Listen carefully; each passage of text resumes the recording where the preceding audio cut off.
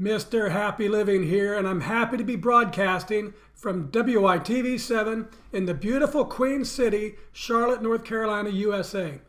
Hey friends, I'd like you to close your eyes for a minute or so and just imagine living the unique and distinct life you were put on this planet to live, doing work you love, with people you love, in places you love, and all the while creating something of real value for others. That's what I call a life of significance. And I can tell you it makes a very happy life. And so can Glenn Ratcliffe.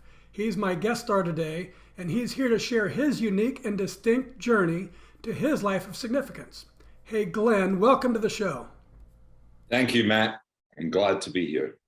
Wonderful. Just take a minute or two and tell us what you're doing these days to make your mark of significance on the world.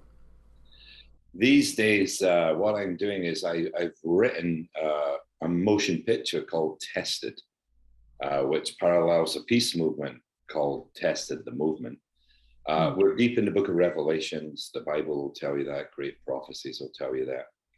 And so it's my clear intention to liberate mankind from spiritual bondage, which we've been put in by a corrupt system of evil.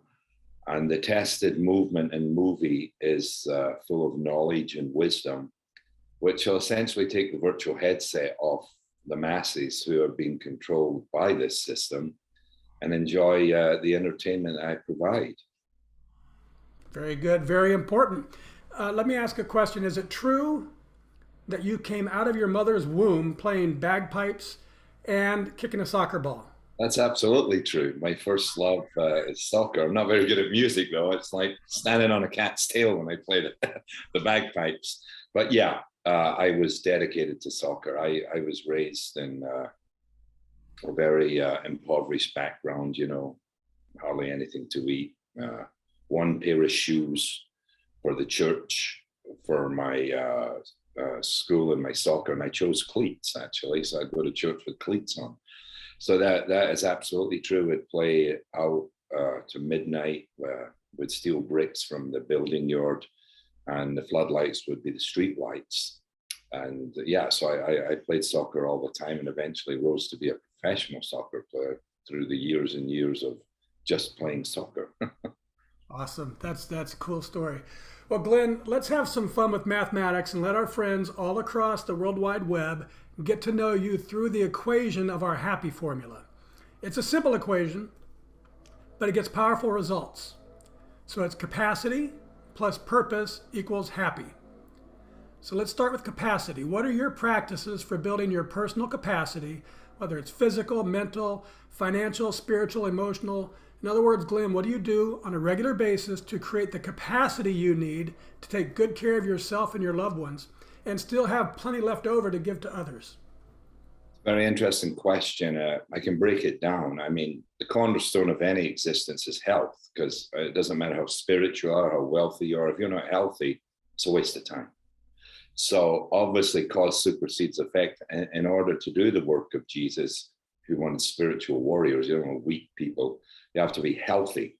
So that's very important to me. And I do various things: Qigong, Tai Chi, hiking, yoga, weight, cycling, a hybrid of different deep tissue massage, acupuncture, a hybrid of different activities to ensure my health is very strong and my mind is very strong.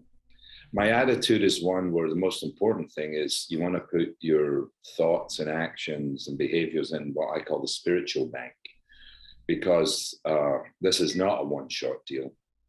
I know that for a fact, having transcended time and space and going into the quantum field of all knowing and a death experience.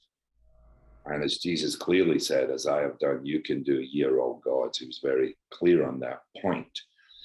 So the capacity comes from a reframed mindset where you see God in everyone. You can't say that no matter who you are, they're not God. They might not be godly like.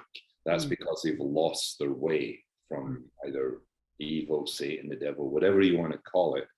They become a crystallized ego system which wants to take things rather than give things.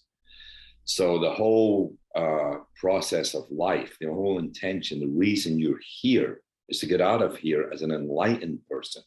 Mm. And you get out of here by being an enlightened person by, first of all, understanding who you are. Mm. You're not Matt. That's a label that your parents gave you. You know, whatever you do is just attachments to an illusion because it's temporal. You know, you're going to go to dust soon. So, you know, for me, if I'm going to go to dust soon, I want to do as much good works as I can and give as much love as I can. These are what's called merit. Yeah. Or karma, whatever you want to call it. It's the love you give, it's the love you get back. So you have to reframe reality and realize that, and it's in the Ten Commandments, you know, love your neighbor, which is essentially love everyone. And so this transcends the great divide of like the gender division. Because if you look at the word woo man, it's one word, woo man. It's just one word. It is with various different compressions of estrogen and testosterone, but it's really the same. Black, white, yellow, all that. They're really the same, except we are diluted and we create a subject object consciousness rather than a unity consciousness.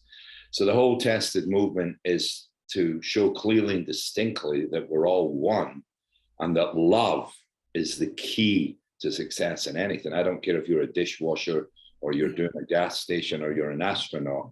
It's the love, because life is a continuum. Life begins death, death begins life.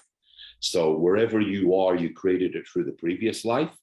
And wherever you're going, you'll create your future through your actions now.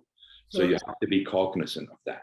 So as we're talking about capacity, Mm-hmm. one of the things I've recognized, and Glenn, to see what you think about this, is earthly capacities, things that like physical fitness, mental fitness, financial fitness, earthly capacities are finite.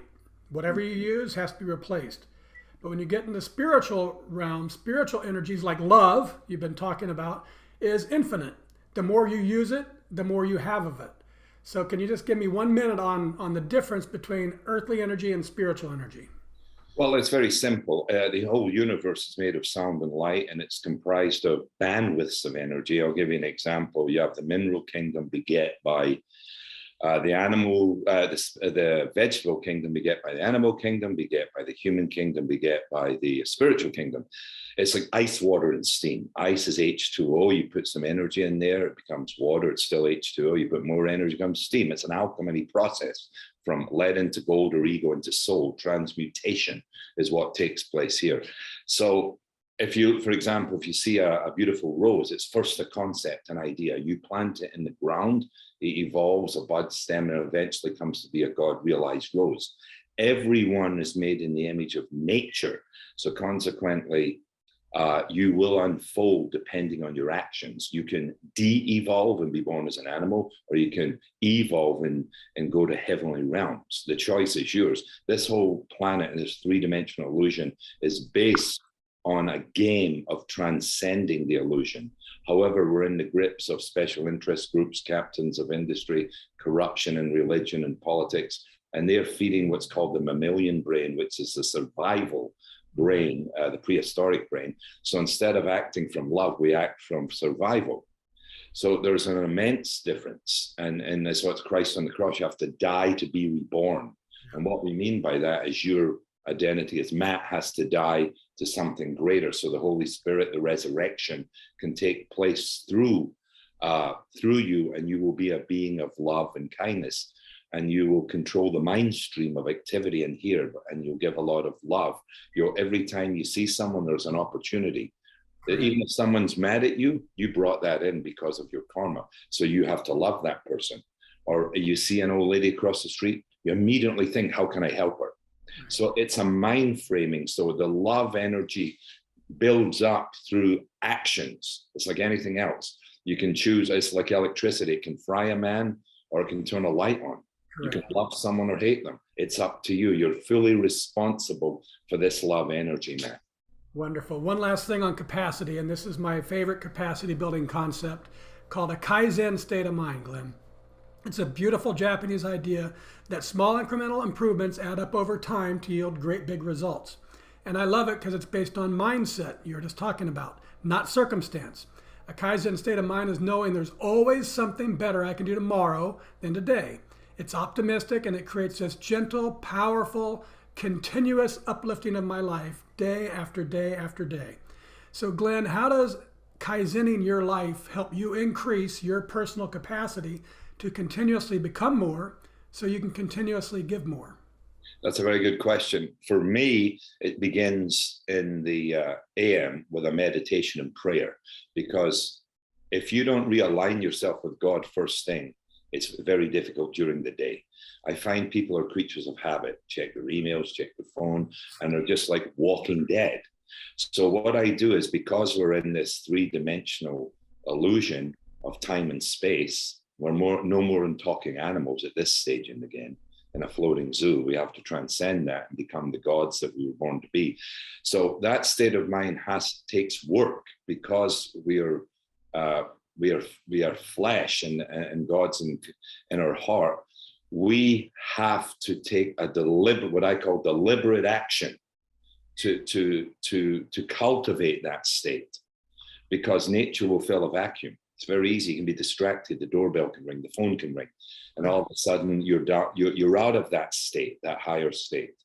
But if you can take the philosophy that genius is inherent and mediocrity is self-bestowed, that you are naturally God by your birthright, and there comes responsibility with that. You start garnering energy. The more love you give, the more love it comes back. You'll find it, and it'll be coincidence of good things happening to you. The feeling of well-being. The more you do it, the easier it is to do too, right? That's right. It's a habit. You can choose, like I say, the way this third dimension, you have to understand the way this planet is made. It's habitual. So if I, for example, let's say we do weight training. If I start 20 pounds, and I keep doing it with 30 pounds, 50 pounds, same with the mind.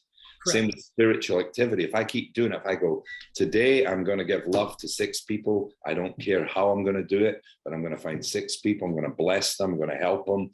That you have to have that mindset. But the corporations, the system, the media, all that will try and take it away, because they're siphoning your attention and your energy by advertisement, by corruption in the media, the government, etc. So you have to be aware of that. You have to be completely aware and go, that's not true. They're just trying to get my time. I'm not going to buy that. I'm going to bless a person instead. So you have that. Once you become self-actualized and self-realized, it's a great responsibility. It's a great sadness, because you see the corruption. But as Christ said, you've got to stand strong. Yeah. He wants warriors, to fix this. I agree. Well, let's stick to our mathematics here, and let's move on to the second element, which is purpose. And Glenn, I've observed that major life transformations, big changes, often come from devastation.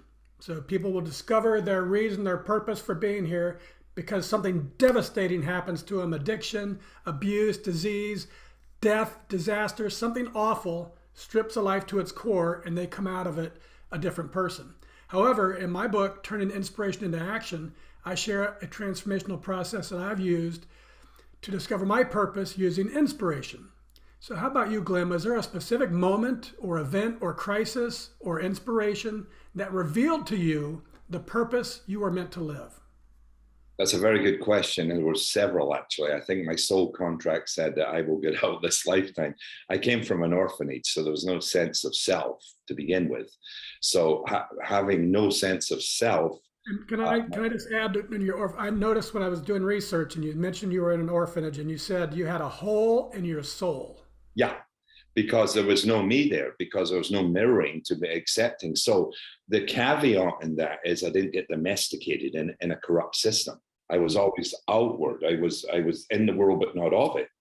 And so I could see things very clearly that were wrong because I wasn't enmeshed in domestication by the system. So even though I got back with my parents, took a long time, that was the first kind of trauma where I realized something was wrong with me and the planet, and it wasn't me, it was the circumstances outside. So it was a kind of enlightening experience, even coming from the orphanage. Then I had the death experience. I was driving to Los Angeles. I hit with a car, and my soul. Give us context to how old were you? You were in Oh, okay, yeah. Well, let's go back. The orphanage, obviously, and I got back to it with my mother, and after a couple of years. So that was then. That was the first thing where it affected my schooling, my sense of self-worth, but also being able to see the whole picture rather than a fragmentation. Yeah. Then about 30 years ago, and during that time, I had studied a lot of the Bible, because where I'm from in Scotland, we have to read the Bible every day, called religious education, RE. And that was all the way through my schooling. So I was grounded in the Bible, actually, and some sense of higher power, and the miracles and events are really true.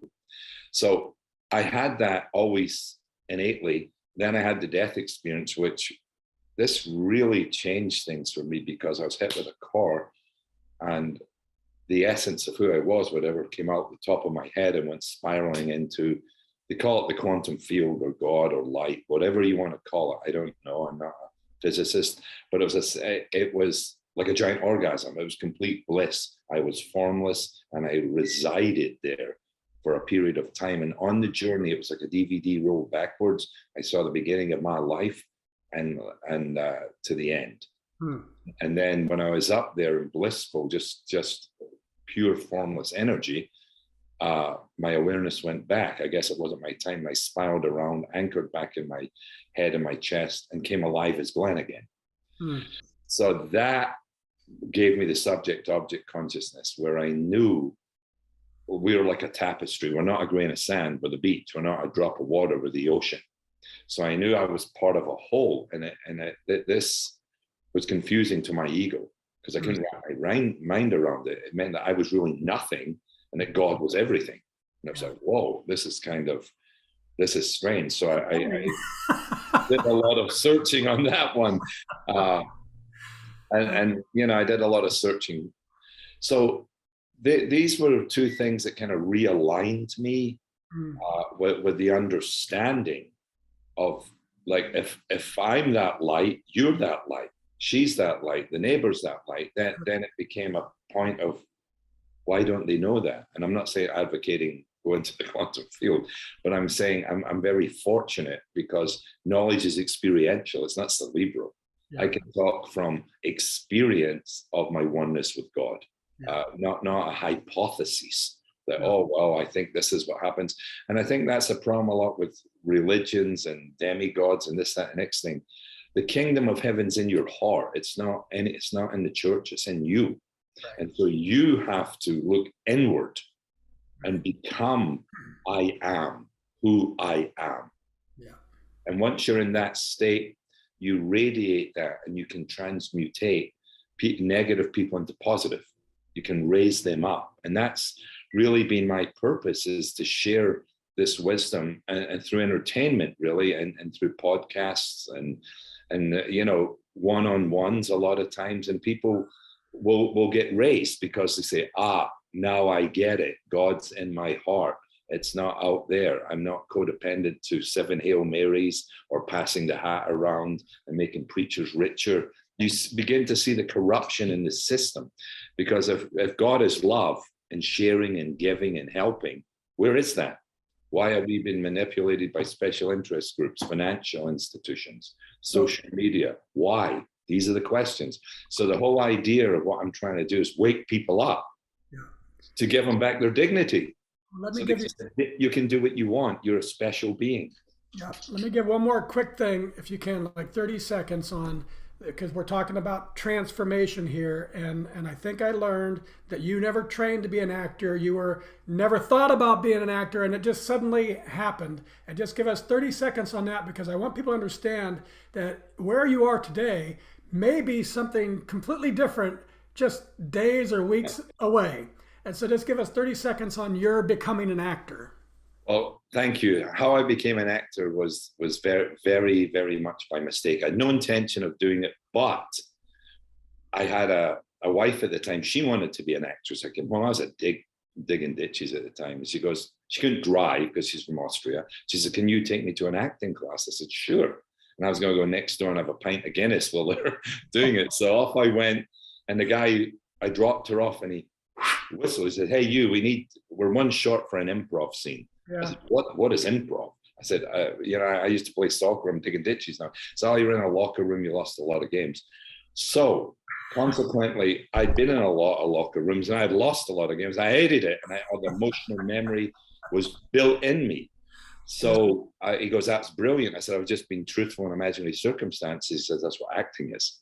So a little bell went off in my head, but the moral of the story was not, I wasn't doing it for me. I was doing service to my ex-wife because she wanted that.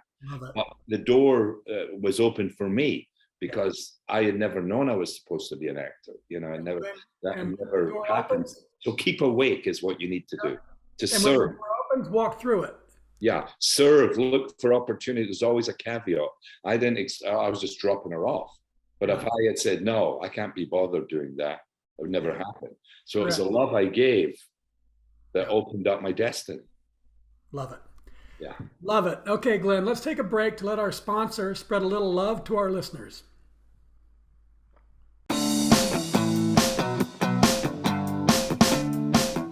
Mr. Happy Living here. I love good things made by good people. That's why I love Dry Farm wines. They've transformed my drinking experience with sugar-free, lower alcohol, lab-tested natural wine. It's only grown on small family farms with respect for nature and using regenerative agriculture. You can literally taste the difference. It's naturally delicious. And it's super important because the quality of the food we eat and the wine we drink makes up the quality of our life. Go to happyliving.com. Select Partners in Happy and get your first bottle of natural wine for 1 penny. Share the gift of natural wine and pour some love this holiday season.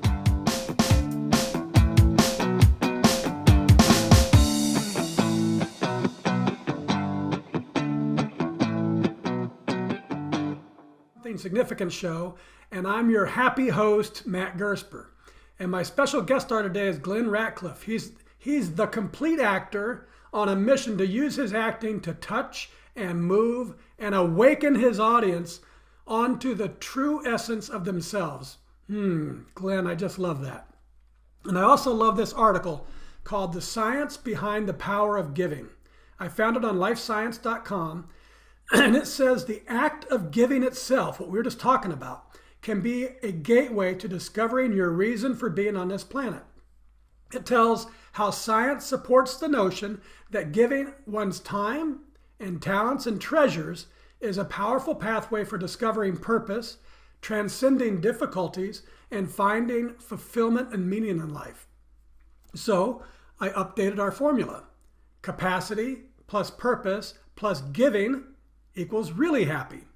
What do you think, Glenn? In your life, have you found that giving your time and your talents and your treasure has been that pathway for discovering your purpose and transcending difficulties that you've faced and for bringing ultimately real meaning into your life? Yes, Matt, absolutely. And it's even more than that. You're actually re-architecturing your mind. You're actually becoming an architect and building a new you. It is a law, a cosmic law of cause and effect. You plant a seed, you get the flower. So you plant love, you get more love. Yeah. So, but you have to come from unconditional love. You don't do it for that reason. You do it because your heart is open and you realize that the love you give is the love you get back. You realize that, so it becomes like a habit, and you become a changed person. So I would advocate strongly by giving, because if you're thinking in a given modality, the disturbances of mind are shut up. You can go home and sleep well because you said, look, I gave my heart and soul today. I gave as much love and its time and appreciation as I can to make the world better. And there's a sense of peace, tranquility that God talks about. You have peace and stillness, and you're not alone. I love to be alone because I feel the power of the Holy Spirit when I'm alone, because I'm not alone. It vibrates more. So The whole key here is to give as much as you can. And it's Yeah, like money in the spiritual bank. that's it. Just make a habit of giving And time, everything you can, sharing. yep, and that's the science. It supports that, and I couldn't agree more. I just love the wonderful feeling, as you were describing, that comes from our fourth element of significance: doing work that creates value to others, giving to others. And I know also from my experience, the magic of life comes not from getting more, but from giving more. But there's more to it than that, Glenn. What I've been exploring and learning and experiencing, it's when you're giving, yes, but also giving from living in your purpose. That's where you find the real magic. So tell us, how does it make you feel to be happily living your life, as I can see you're doing, and giving to others through the work you were put on this planet to do, and the people around you have noticed? So, Glenn, I just want you to sit back for a moment, open that beautiful heart of yours up, and just listen to the impact you're making on others by living and giving from the life you were meant to live.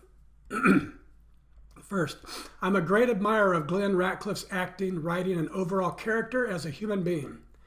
His ability to jump into character acting is almost baffling and a sight to behold. Glenn is an enthusiastic, determined, and spirited individual.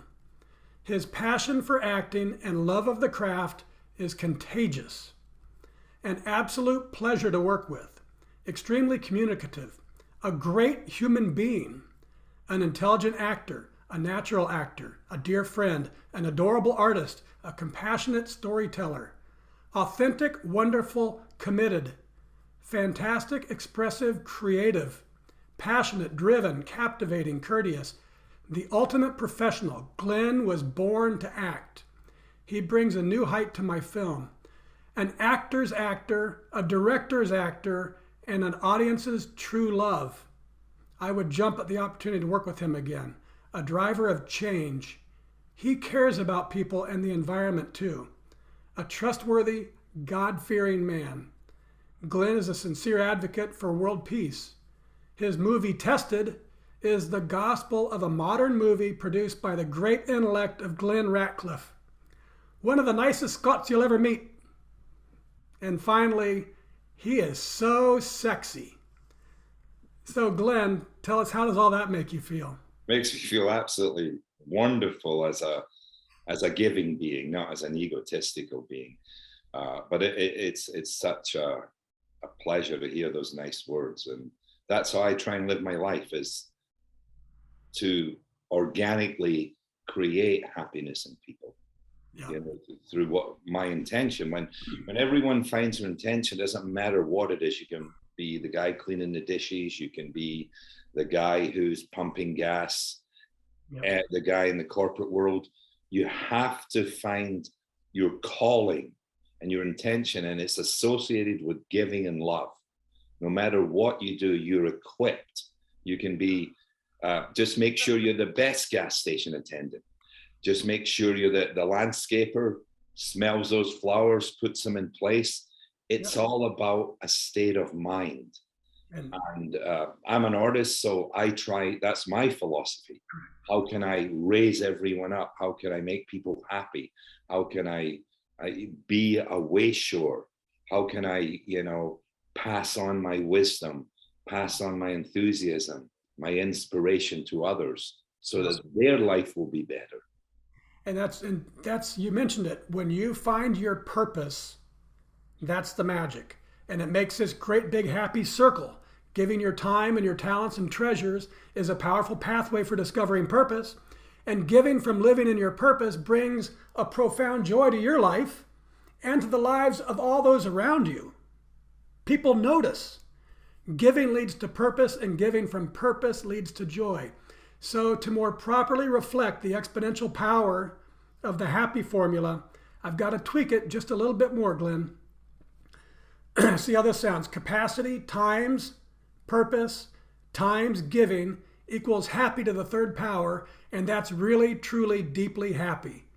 Yeah, That about right to you? spot on. Yeah, that's the form. We can all do it. We can all do that, no matter our station in life, our age, or color, or creed, whatever. We have the capacity to do that. So again, Matt, it's the freedom of choice, removing the distractions, and having a clear, clean mind, and activities that synchronize with that. We can all do it. It's like I say, the tested movement is to take the virtual headset of humanity who have been controlled by a corrupt system. They can take the headset off. Yeah.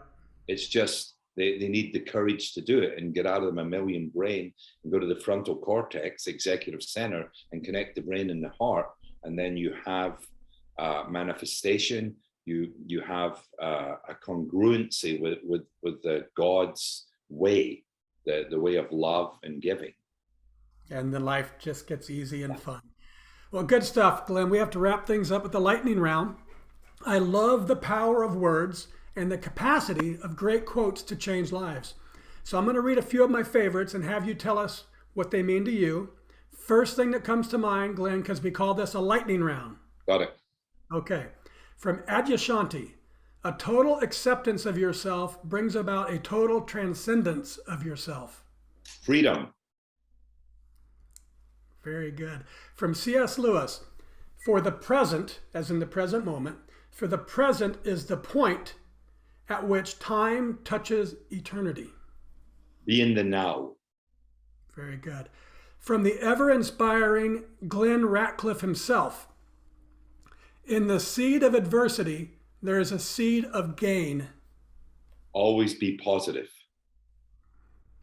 You're good at these fast answers, Glenn. One from my past. Your day belongs to another's dream. Give as much as you can. Very good. From Ephesians chapter 4, verse 32. Be kind and compassionate to one another, forgiving each other, just as in Christ God forgave you. I am who I am. From Goff, this is our show anchor. Whatever you can do or dream you can do, begin it. Boldness has genius, power, and magic in it. Begin it now. That is the truth. Very good. That's the most succinct answers we've had in show history, I think. And now, folks, it's your turn to be a giver too. If you can hear my voice and you are inspired by today's show with Glenn Ratcliffe, please share some love with our wonderful broadcast team by giving what you can to WITV7. They're a 501c3 charity on a mission to educate, empower, and encourage. They do good works with your kindness. Glenn, I love and I share your belief that every human being deserves kindness and compassion and understanding. And I really admire your work to teach others that if they'll surrender, they can still be saved. And that love is the essence of life, not control. The real power is love and compassion and yielding and gratitude. That's beautiful. And Glenn, I'm super happy you've shared your true essence of love on our show today. Will you take a minute or two and share any parting remarks you'd like to leave with our audience? Well, first of all, to the audience, thank you for watching. And the most important thing is you must love yourself. Please take the time to self-reflect on your actions, how you can change them for the better. Start loving yourself. And when you can truly, truly love yourself, you can love another. So that would be my message to you all out there. Love yourself, give as much as you can, and know that you're special. Beautiful. Thank you, Glenn. I also want to thank WITV7 for hosting and promoting our show so we can keep interviewing inspiring guest stars like Glenn and reaching folks just like you, ready to create your own extraordinary lives. And most especially, thank you, viewers and listeners. You'll find links to websites and social media and all things Glenn Ratcliffe. Find him, friend him, check out his reel and his articles and latest movie projects. And you can also donate directly to help him fund the completion of his transformational film, Tested. It's all available at glennratcliffe-thecompleteactor.com. That's all one word, Glenn with two N's, Ratcliffe with an E at the end, and then a dash, and then thecompleteactor.com. Once more, glennratcliffe-thecompleteactor.com. From me to you, dear friends, I love you and I want you to be really, truly, deeply happy too. So go to happyliving.com and take our happy quiz, because when you measure your happy, you focus attention on it. And focusing attention on it brings change and learning and improvement right into your life. Once you take the quiz, and it only takes a minute, then I hope you'll give some thought about what we can do together. Yes, you and me. Give some thought about what we can do together right now to improve the happy of your world, one person at a time. Till next time, I'm Matt Gersper. You are awesome, and this is the Something Significant Show. And we're out.